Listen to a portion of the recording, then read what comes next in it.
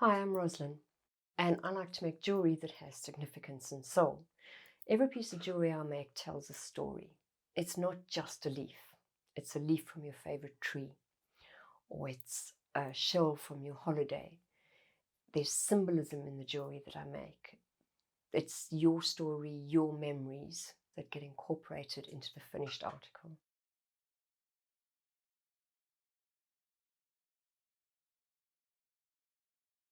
I've always been creative. I've always loved to make things. And as a child, I loved to collect, especially stones. I always had something in my pocket to show. And um, once I left school, I went to university and then ended up in a corporate environment working in insurance, which didn't particularly inspire me at all. And then after I had children, I decided I really didn't want to go back to work in the city. And my neighbour suggested that perhaps we should make jewellery. So we bought ourselves a jewellery making kit, and it had beads and findings, and we had to learn all these new words and fancy ways of saying things. And that's how I started. I started making beaded jewellery because of my love for stones. Kind of grew from there. And I particularly love silver. I've always loved silver jewellery. But I could never afford the silver jewellery that I wanted. So I thought, I'm going to have to learn how to make it. And just at that point, metal clay hit the UK market and was a really big thing. And I bought myself a starter kit, didn't have a clue what I was doing, but the very first pendant that I made was my son's self-portrait. So I took his picture that he had drawn, and luckily he did draw it really small because I hadn't learnt all the photoshopping stuff yet, and I engraved it into a bar of soap. And then from there, I rolled the clay across the bar of soap, which gave me this lovely image. And that was the very first pendant that I made. And I was extremely proud of it. I look at it now and I think, oh my word. But that's what got me started. And it was significant because it was capturing a memory. And that's really important to me. And then the next pendant I made was the leaf from the tree in our garden, because it was a beautiful, massive pussy willow tree, and it had a tree house in, and we had the swings for the kids. And I wanted a little bit, because I knew that that wasn't our forever home, and I wanted something of that tree to go with me. I took a leaf and I made it into a pendant. I did a course, an introductory course in metal clay. And then I learned more about how to work efficiently with the clay and how to finish it nicely. And then from there, I went on to do my level 1 certificate with art clay. And then about a year later, I did the level 2 senior certificate. So I'm also a certified instructor. And kind of started to make more and more jewelry for friends because they'd see what I'd done and then they'd ask me if I could do something for them. And then fingerprint jewelry became a thing. And so I started to do children's fingerprints into the silver clay, and it kind of grew from there. And then as I started to make more money from the metal clay, I started to reinvest some of that, and I went to Bromley College and I did a silver jewelry making course where I learned a lot more traditional jewelry making skills. And I've just continued to invest in my personal development. I've done a lot of courses, some just short courses. Over lockdown, I've done quite a few online courses, and it's pushed my boundaries, pushed me into working in different mediums. In a way, I've become more of a jewelry artist because I can take all these different mediums and I can combine them, and that leaves me with jewelry that is unique, different, and has kind of the best of both worlds. That's how I got started and why I do what I do and why I love what I do. There's just the scope for creativity is endless.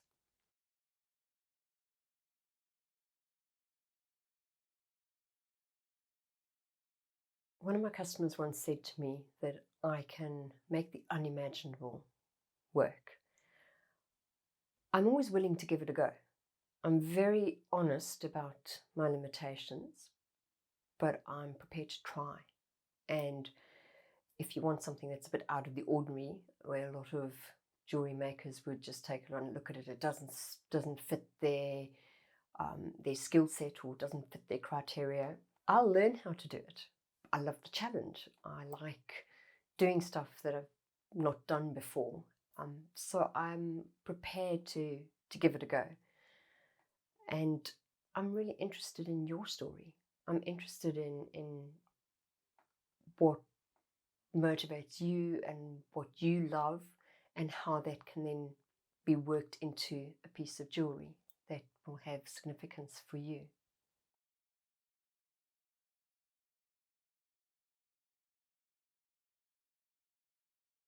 For me, making jewelry is about capturing memories from the beginning of life to the end of life and everything in between.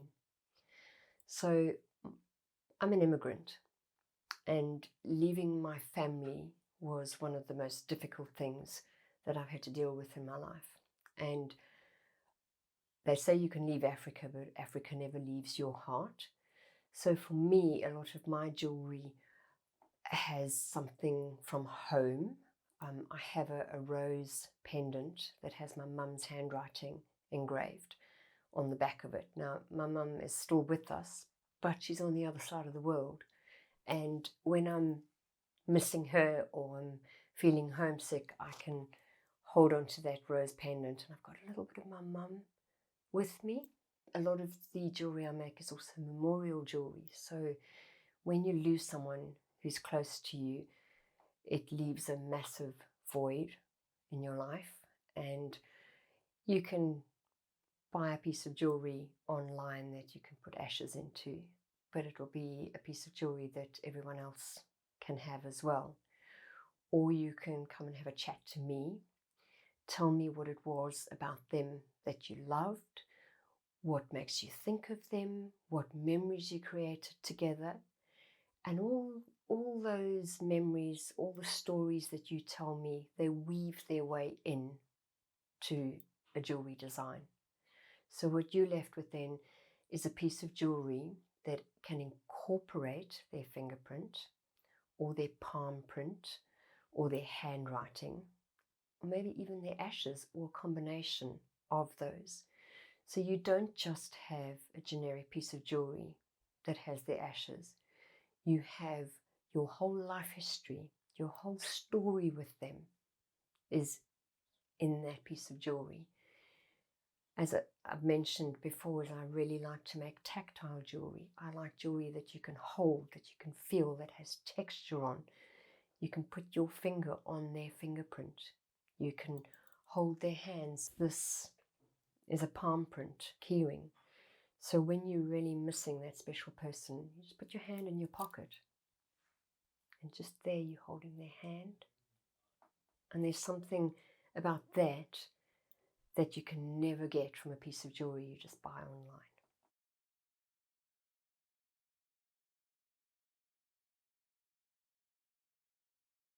So I met a young girl and her mum at a village fair, and she bought a piece of jewelry from me, and then she contacted me a few days later and she said, it's my mum's 50th birthday in a couple of months' time, and we just love this idea of taking a shell from her favorite beach, because there is a beach that we as a family really love. She says, could you make her a brooch? Of course I said, of course I can. So she came along, and she and her dad came to see me, and they brought me a whole lot of shells and pebbles and all sorts of different things. And we were able to sit down with them all, and I was able to sketch out some ideas. And in the end, I made her the brooch that was kind of like a ribbon of seaweed. One side was textured, the other side wasn't. And then we chose sort of the best shape, the best sized shell for the brooch. But then included in the brooch were three little dots that sort of offset the shell, and those symbolized her husband and her two children. So that was the first piece of jewelry I made for her. Then this young girl went to Kenya to do some work experience, and when she came back, she phoned me and she said, I brought back some coffee beans. Could you make them into a ring for me? So she came to see me with her coffee beans, and I made molds of the coffee beans and made her a ring with her 3 coffee beans, and that's something that reminds her of her trip. Then she contacted me about a year later and said, just come back from Mexico, and I bought this beautiful stone at I think it's the Colgoth or Golgoth Canyon or somewhere in Mexico.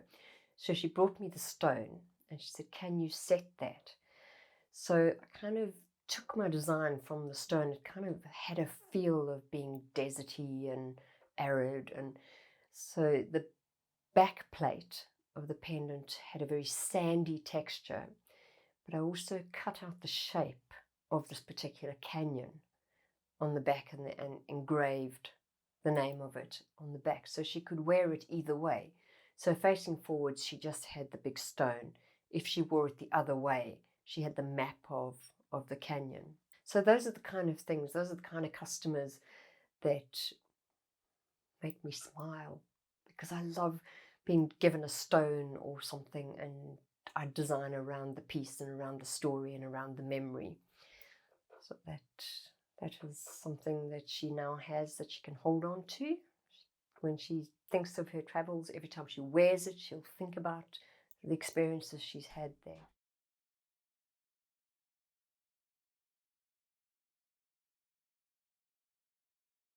I had a phone call from a funeral director that I have worked with quite a bit over the years, and she said to me, I have a family who would like to meet you because they want something a little bit different.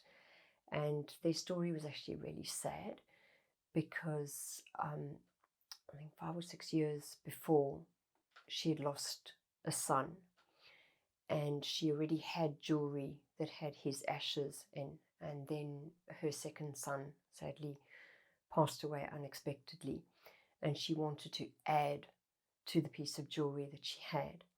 So I went in and met with the family, and we had a lovely chat about what they had and how they'd like to add to it. And I was then able to do that. I could take her piece of jewelry away with me, and I added a piece of tubing in an infinity symbol, because the pendant she had was sort of like a silver bullet, and was able to put his ashes into that.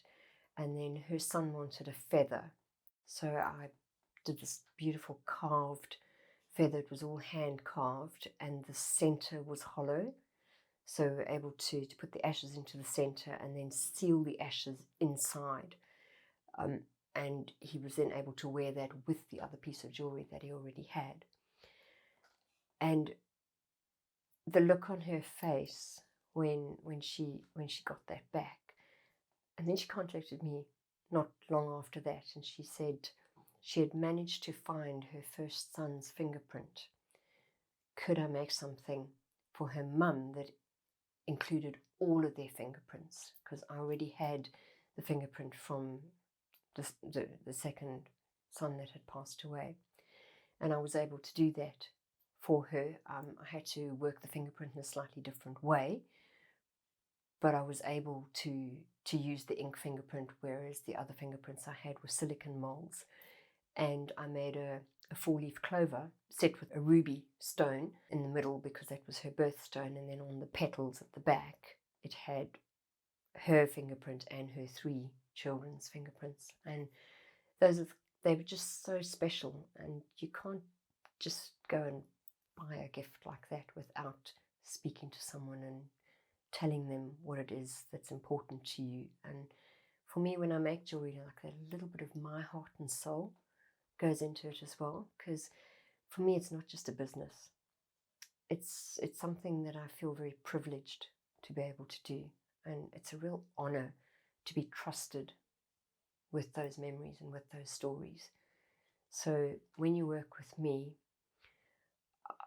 I'm very respectful of your loss, because it's never an easy thing to discuss, and I'm not afraid of grief.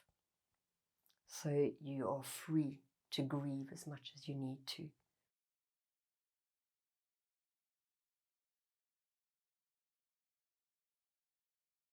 So I had a meeting with a customer who has a 10th wedding anniversary coming up soon. And we are having such fun with this order. So we sat down, we had a chat, and I said to him, well, what does your wife love? What's important to you both? What have the last 10 years been about? We had a long chat all about different things, but we eventually came back to the picture he has of her in his mind.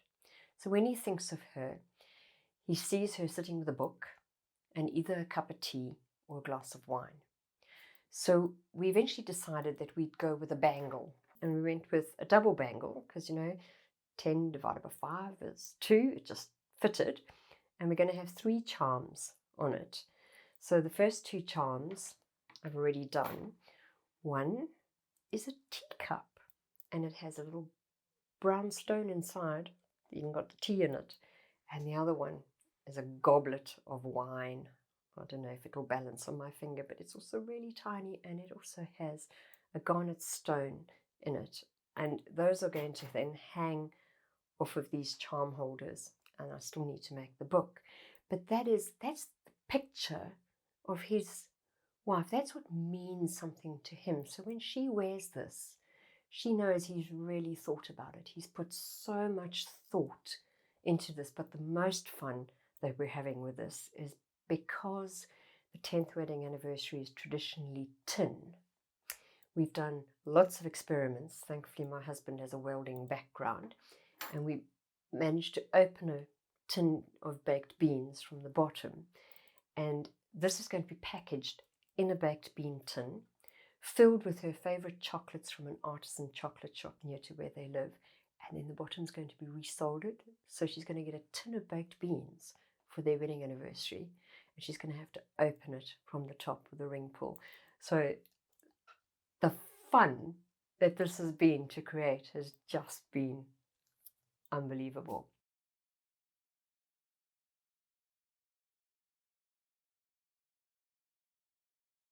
So these both started out life as real dragonflies flying about, doing what dragonflies do. My friend was on holiday in Cyprus, and she sent me a message with a photograph of these 2 dragonflies that were floating in the pool. And she said, do you want them? I went, yes, please. So she packed them in a box and brought them home for me. I was able to then bring them into the studio and mold each part of them and take them apart really carefully, and I mold each part of the dragonfly and then I paste them all back together again, and then they go in the kiln and are fired. And so I've got the 2 different sizes. I've got the little damselfly, which was really, really tricky to make, but I'm really pleased with how he's come out. That's what motivates me. That's what makes me passionate about what I do, is I don't just sit down with a piece of silver wire. I can start with a real dragonfly or a real leaf. It's not just a leaf that symbolizes the leaf from your favorite tree. It is the leaf from your favorite tree. It is the shell from your holiday, not just a shell. And that's what motivates me. That's what drives me. That's what makes me wake up in the morning.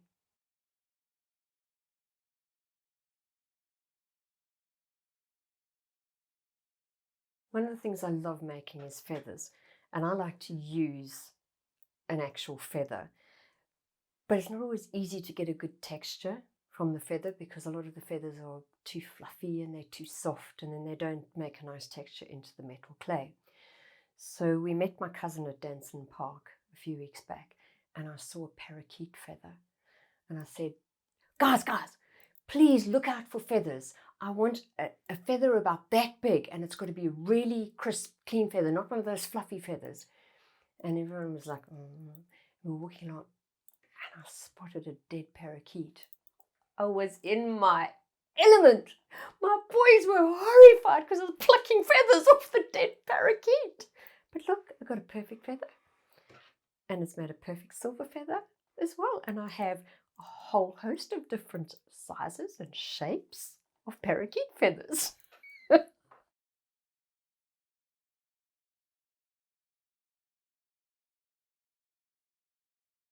I can't describe that feeling when I start to make something and it just starts to grow.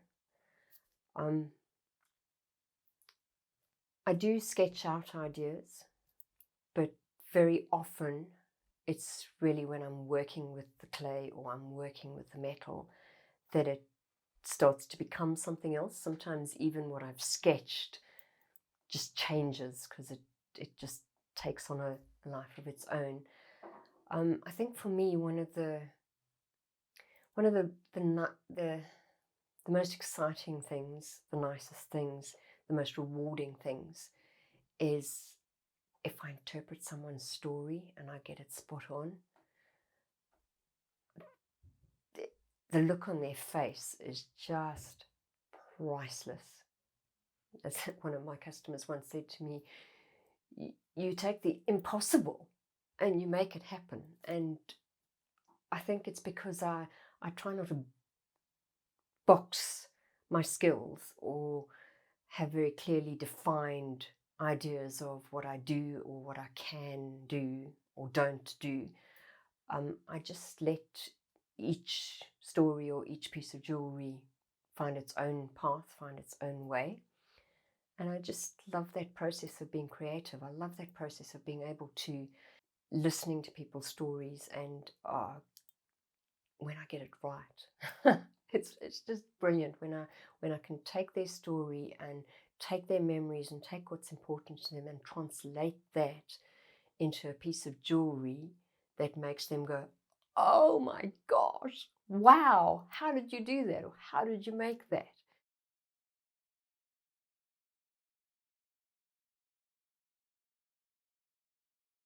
The best way to get in contact with me is to visit my website. You can read about me there, you can read my customer testimonials, you can see more about the kind of work I do, and there's a contact form on there that you can complete and that will come straight through to me and we can then start a conversation.